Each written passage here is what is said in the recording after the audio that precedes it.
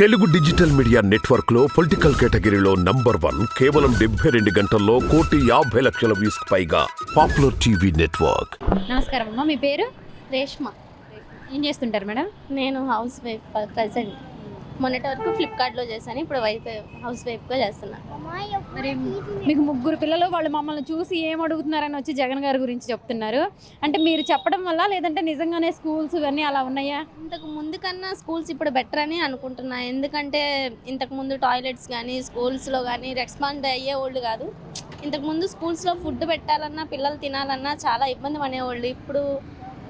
ఇప్పుడు బాగా పెడుతున్నారు ఫుడ్స్. పిల్లలు కూడా నేను క్యారేజ్ కడతానంటే, వద్దు మమ్మీ రోజుకొక ఐటెం అక్కడ వండుతారు, ఫుడ్ చిక్కీ ఇస్తారు, గుడ్డు ఇస్తారు, మంచికి ఒక ఐటెం చెప్తారని చెప్పేసి పిల్లలు కూడా ఎంకరేజ్ చేస్తున్నారు. ఇంకా అందువల్ల నేను క్యారేజీలు కట్టడం మానేశాను.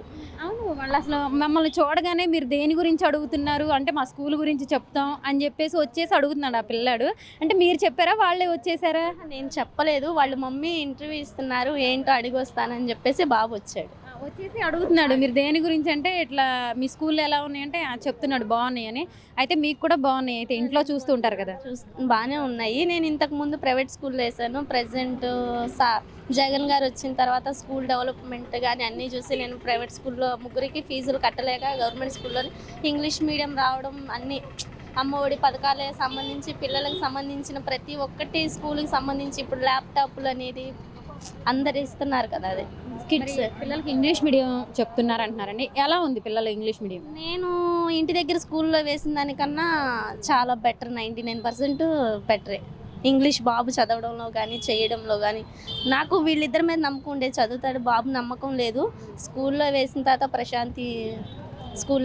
బాగానే చదువుతున్నాడు ఇంగ్లీష్ కూడా. మరి గవర్నమెంట్ స్కూల్స్లో సరిగా పిల్లల్ని పట్టించుకోవట్లేదు టీచర్స్ అంటున్నారు కదా మేడం? పట్టించుకోవట్లేదంటే ఎక్కడో స్కూల్స్లో జరుగుతుంది, కానీ అన్ని స్కూల్స్లో అయితే నాకు తెలిసిన వరకు అయితే పర్లా.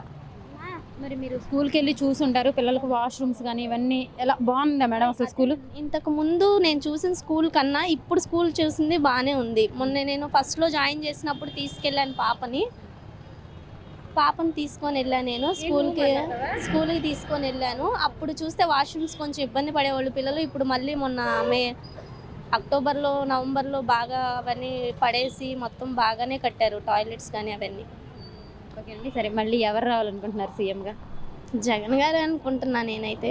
జగన్ గారు రావాలంటున్నారు. మరి చంద్రబాబు నాయుడు గారేమో నేను వస్తే మరి ఉన్న పిల్లలందరికీ అమ్మఒడి ఇస్తానంటున్నారు. మరి చంద్రబాబు నాయుడు పిల్లలందరికీ అంటే అండి, ఇంతకు ముందు ఏ పథకాలు వాళ్ళు ఇవ్వలేకపోయారు. సపోజ్ ఇప్పుడున్న పథకానికి అమ్మఒడి, చేయూత, ఆరోగ్య సంబంధించిన ప్రతి ఒక్కటి ఇస్తున్నారు కాబట్టి బెటరే. అంటే ఇంతకు ముందు ఫంక్షన్ తీసుకోవాలి అనుకుంటే ఎక్కడో స్కూళ్ళ దగ్గరికి వెళ్ళి గంటల కొద్ది నుంచొని ఫంక్షన్ల కోసము టిఫిన్లు చేయక లెగని వాళ్ళు అంటే ప్రదేశంలో ఉన్న వాళ్ళు ఇప్పుడు ప్రతి ఇంటికి వాలంటీర్స్ మార్నింగే వెళ్ళి 6ంటికే ఫంక్షన్లు ఇవ్వడం అనేది కొంచెం బెటరే అని నా అభిప్రాయం.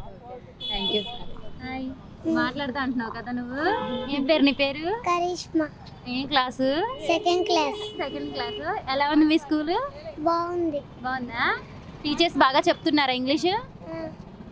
మీ స్కూల్ బాగుందా? బాగుందా? మరి యూనిఫామ్ అవన్నీ ఇచ్చారా నీకు కూడా? ఇచ్చారు. ఎవరు ఇస్తున్నారు ఇవన్నీ మీకు? జగనన్న. నీకు కూడా జగనన్నేనా?